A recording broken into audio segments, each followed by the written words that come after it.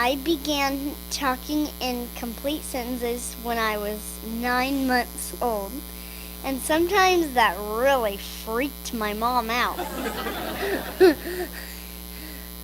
But she knew I wasn't a typical baby. When I was 3, I started attending the early education program in our school district. And while it was hard for me to adjust being away from my mom for those few hours a day, I knew she had a hard time letting go of me too. When I started my second year there, my mom made sure I had a full-time aide with me at all times. My aide's name is Miss Forsyth, and she's awesome. I just added that. I'm just adding my details.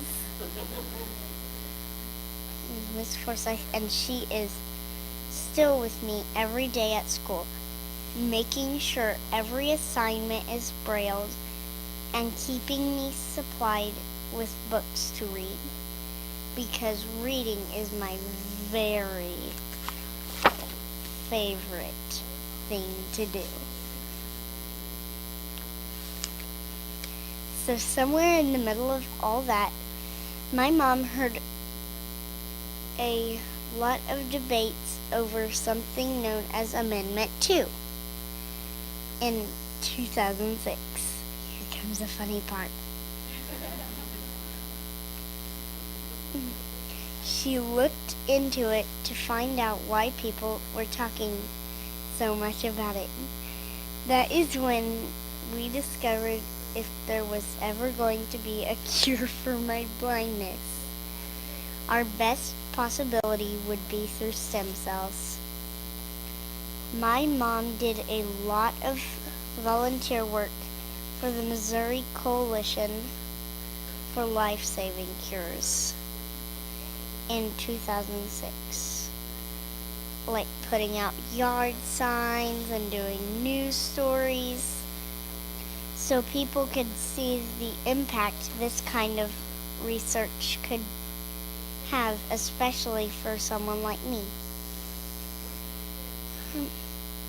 I got to meet Claire McCaskill on her campaign tour through Joplin and was even able to talk to her about voting yes on Amendment 2.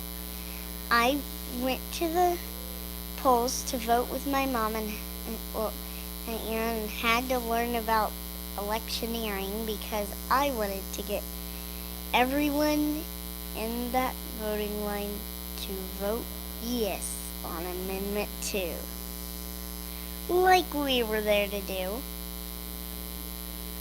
Apparently that is illegal, so hey! Tried to keep my opinion to myself, but that was hard, especially since I was only 5. When I woke up the next morning, I asked my mom if enough people had voted the right way to keep stem cell research legal in Missouri, and she said yes. It was a very happy day for me and the rest of my family and friends too.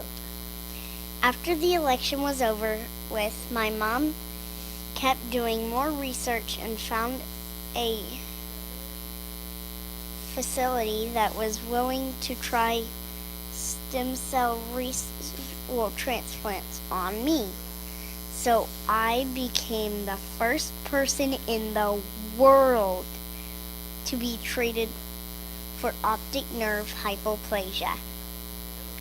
I had 5 stem cell transplants in July of 2006 in China. 2007. And I was able to see uh, 2007, and I was able to see light for the first time in my life.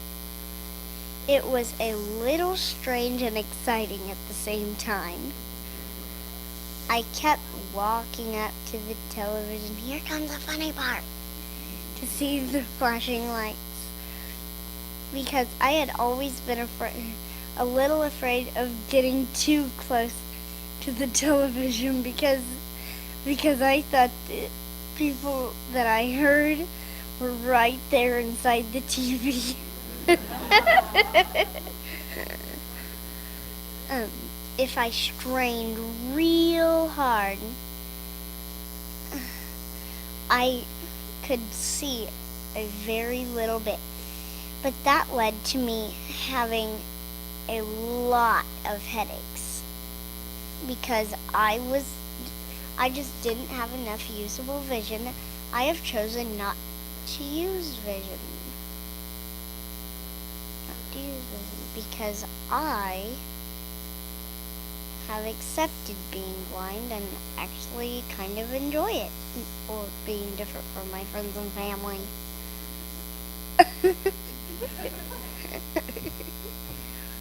But at the same time, there have now been about 200 kids that had the same treatment and have all been improvements.